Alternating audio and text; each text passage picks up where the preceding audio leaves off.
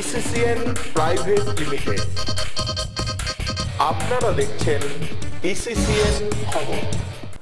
ইসিসিএন খবর, সবার মাঝে সবার সাথে।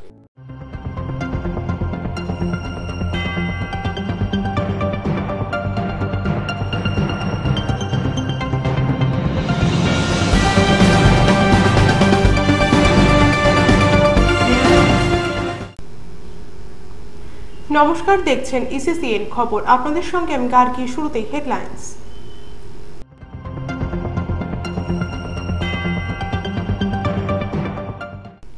প্রায় 5 বিঘা জমির আফিম নষ্ট করল পুলিশ।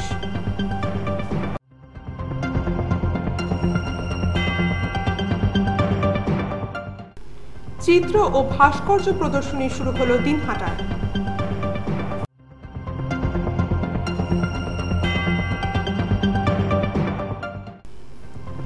চকচকা শিল্পকেন্দ্রে শিল্পের জন্য জমি হস্তান্তর করল রাজ্য সরকার। আসছি বিস্তারিত খবরে। অবৈধ আফিম চাষ বন্ধ করতে অভিযানে নামল পুলিশ। গোপন সূত্রে খবর পেয়ে দিনহাটার কয়েকটি স্থানে প্রায় 5 বিঘা জমির আফিম নষ্ট করল পুলিশ। দিনহাটা 1 নং ব্লকের খারিচা বাত্রিগাছ ও মুন্সিরহাট এলাকায় গোপনে চাষ করা প্রায় 5 বিঘা জমির অবৈধ আফিম গাছ নষ্ট করা হয়। যদিও ওই ঘটনায় কাউকে গ্রেপ্তার করতে পারেনি। পুলিশ সূত্রে জানা গিয়েছে, দিনহাটা 1 নং ব্লকের অবৈধভাবে নিষিদ্ধ আফিম চাষ করা হয়েছিল। রবিবার সকালে দিনহাটার এসডিপিও আধিকারিক মানবেন্দ্র দাস ও আইসি সঞ্জয় দত্তের নেতৃত্বে বিশাল পুলিশ বাহিনী গিয়ে বিশেষ অভিযান চালিয়ে খারিচা বাত্রিগাছ ও মুন্সিরহাট এলাকায় চাষ করা প্রায় 5 বিঘা জমির আফিম গাছ নষ্ট করল পুলিশ। জানা গেছে, দিনহাটা 1 নং ব্লকের বড় শোলমারি গ্রাম পঞ্চায়েতের খারিচা বাত্রিগাছ ও ওকরাবাড়ি গ্রাম পঞ্চায়েতের বিভিন্ন এলাকায় দীর্ঘদিন থেকে ওই এলাকায় আফিম চাষ করা হয়। মাঝে মাঝে পুলিশ অভিযান চালালেও কিন্তু তারপরেও আফিম চাষ বন্ধ হচ্ছে না। জেলা পুলিশ সুপার অভিষেক গুপ্তা বলেন, এদিন গোপন সূত্রে খবর পেয়ে দিনহাটার এসডিপিও মানবেন্দ্র দাস, আইসি সঞ্জয় দত্তের নেতৃত্বে এদিন বিশাল পুলিশ বাহিনী দিনহাটার বিভিন্ন এলাকায় অভিযান চালায় এবং প্রায় 5 বিঘা জমির আফিম নষ্ট করে। তিনি আরো বলেন, কারা ওই জমিতে আফিম চাষ করছে তা খতিয়ে দেখা হচ্ছে। আফিম ও গাঁজা চাষ বন্ধে লাগাতার জেলা জুড়ে পুলিশি অভিযান চলবে। ইসিসিএন খবর, দিনহাটা। আন্তর্জাতিক সাহিত্য সম্মেলনের পাশাপাশি 2 দিনব্যাপী চিত্র ভাস্কর্য কর্মশালা ও প্রদর্শনী শুরু হলো দিনহাটায়। রবিবার দিনহাটা সাহেবগঞ্জ রোডের বয়েজ রিক্রিয়েশন ক্লাব প্রাঙ্গণে সাহিত্য সম্মেলনের দ্বিতীয় দিন রবিবার এই চিত্র কর্মশালা ও ভাস্কর্য প্রদর্শনী শুরু হয়। 2 দিনব্যাপী এই চিত্র ভাস্কর্য কর্মশালা ও প্রদর্শনী শুরু হলে উপস্থিত ছিলেন শহীদ স্মৃতি আন্তর্জাতিক সাহিত্য সম্মেলন উদযাপন কমিটির সভাপতি প্রাবন্ধিক ডক্টর আনন্দ গোপাল ঘোষ, উদযাপন কমিটির সম্পাদক গোকুল সরকার, আয়োজক ক্লাবের সভাপতি অনির্বাণ নাগ, প্রাবন্ধিক স্বপন কুমার মণ্ডল, সাংবাদিক গুরুপ্রসাদ মাহান্তি, শিল্পী হীরক সরকার, নন্দদুলাল কুণ্ডু প্রমুখ। 2 দিনের এই চিত্র ভাস্কর্য কর্মশালা ও প্রদর্শনীতে রাজ্যের ও রাজ্যের বাইরের বিভিন্ন স্থান থেকে প্রায় 80 জনের বেশি চিত্রশিল্পী অংশগ্রহণ করে বলে উদ্যোক্তারা জানান। 6ষ্ঠ বর্ষ হিতেন নাগ স্মৃতি আন্তর্জাতিক সাহিত্য সম্মেলন উদযাপন কমিটির সম্পাদক গোকুল সরকার বলেন, 2 দিনের এই সাহিত্য সম্মেলন শুরু হয় শনিবার বিকালে। পাশাপাশি সম্মেলনের দ্বিতীয় দিন ক্লাব প্রাঙ্গণে 2 দিনব্যাপী চিত্র ভাস্কর্য কর্মশালা ও প্রদর্শনী শুরু হয়। এই চিত্র ভাস্কর্য কর্মশালা ও প্রদর্শনীতে শিল্পীরা তাদের নানা শিল্পকর্মকে তুলে ধরেন। এই কর্মশালা চলবে সোমবার পর্যন্ত বলে তিনি জানান। চিত্রের এই কর্মশালাকে ঘিরে শিল্পীদের মধ্যে বেশ উৎসাহ লক্ষ্য করা যায়। ইসিসিএন খবর, দিনহাটা। চকচকা শিল্পকেন্দ্রে শিল্প করার জন্য শিল্পপতিদের হাতে জমি হস্তান্তর করল রাজ্য সরকার।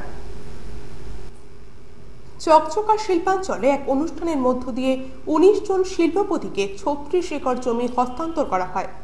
ওই জমির কাগজ হস্তান্তর প্রদান অনুষ্ঠানে উপস্থিত ছিলেন উত্তরবঙ্গ উন্নয়ন মন্ত্রী রবীন্দ্রনাথ ঘোষ, বনমন্ত্রী বিনয় কৃষ্ণ বর্মন, জেলা শাসক কৌশিক সাহা, কোচবিহার জেলা পরিষদের সভাধিপতি উমাকান্ত বর্মন সহ আরো অনেকে।